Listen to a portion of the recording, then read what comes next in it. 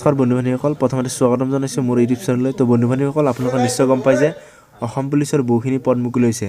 চ' আজিৰ এই ভিডিঅ'টো ডিছকাছ কৰিম যে অসম পুলিচৰ যে 32 পোষ্ট মুকলি হৈছিলে এছিষ্টেণ্ট জেইলাৰ ইন প্ৰাইজন ডিপাৰ্টমেণ্টৰ। চ' তাত কি কি কোৱালিফিকেশ্যন লাগে বা কোন তাৰিখৰ পৰা আবেদন আৰম্ভ সকলোবোৰ তথ্য গম পাব। চাওক ভিডিঅ'টো আৰম্ভ কৰক।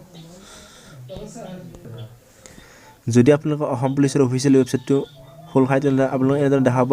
তো আপোনালোকে ইয়াৰ পৰা তলৰ পিনে স্ক্ৰল ডাউন কৰিলে দেখা পাব যে ৰিক্ৰুটমেণ্ট নটিচেছ। চ' আপোনালোকে তলৰ পিনে স্ক্ৰল ডাউন কৰক। ইয়াতে আপোনালোকে দেখা পাব যে এইটো advertisement for recruitment for 32 post assistant jailer in prison department Assam. ইয়াতে ক্লিক কৰি দিব advertisement নটিচত।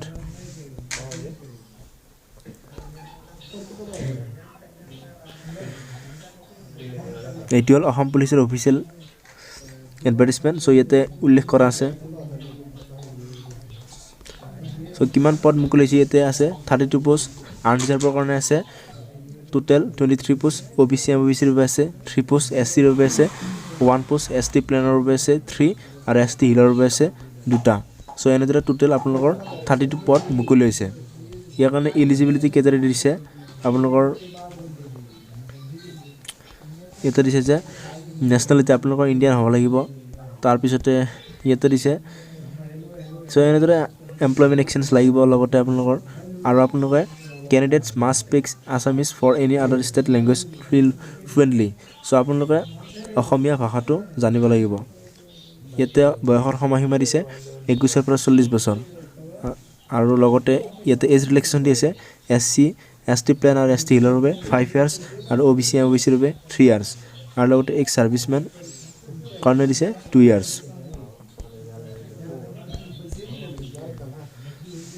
Physical fitness and standards ইয়াতে দিছে যে হাইট লাগিব মেলৰ বাবে 162.5 চেণ্টিমিটাৰ, ফিমেলৰ বাবে 144.5 চেণ্টিমিটাৰ। ST হিলছ ST প্লেনৰ বাবে মেলৰ বাবে হাইট লাগিব 160 চেণ্টিমিটাৰ আৰু ফিমেলৰ বাবে 142 চেণ্টিমিটাৰ।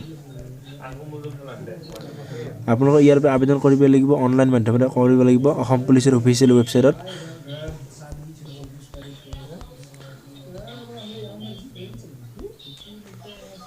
আপোনালোকৰ ৰিটেন টেষ্ট থাকিব 100 মাৰ্কছৰ আৰু আপোনালোকৰ 1 মাৰ্ককৈ থাকিব আৰু আপোনালোকৰ যিটো ৰিটেন এক্সামৰ আপোনালোকৰ লেংগুৱেজ থাকিব সেইটো ইংলিছ, আছামিজ, বড়ো এণ্ড বেংগলী থাকিব।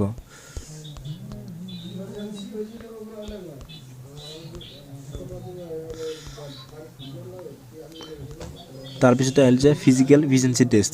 ইয়াৰ পৰা মেলৰ পৰা থাকিব 1600 মিটাৰ অৰ্থাৎ 1600 মিটাৰ থাকিব আৰু আপোনালোকৰ টাইম থাকিব 450 ছেকেণ্ড আৰু লং জাম্প থাকিব লাগিব 3টা চান্স দিয়া হ'ব। মাৰ্কবোৰ তলৰ পিনে দি আছে। যদি আপোনালোকৰ 300 ছেকেণ্ডৰ ভিতৰত সোমায় তেতিয়াহ'লে আপোনালোকে 20 মাৰ্ক পাব, যিটো ৰানিঙত এক্সিলেণ্ট বুলি ধৰা হ'ব। আৰু আপোনালোকৰ যিটো লং জাম্পত আপোনালোকৰ এক্সিলেণ্টটো আপোনালোকৰ 500 অৰ্থাৎ 500 মিটাৰ মাৰিব লাগিব 500 চেণ্টিমিটাৰ, তেতিয়া আপোনালোকে 20 মাৰ্কছ পাব। ফিমেলৰ বাবে ৰানিং থাকিব 800 মিটাৰ আৰু আপোনালোকৰ টাইম থাকিব 240 ছেকেণ্ড দিয়া থাকিব আৰু আপোনালোকৰ লং জাম্প থাকিব ফিমেলৰ বাবে 244 চেণ্টিমিটাৰ, 3টা চান্স দিয়া হ'ব। আৰু মাৰ্কবোৰ এনেদৰে দিছে আপোনালোকে তলৰ পিনে চাব পাৰে এনেদৰে।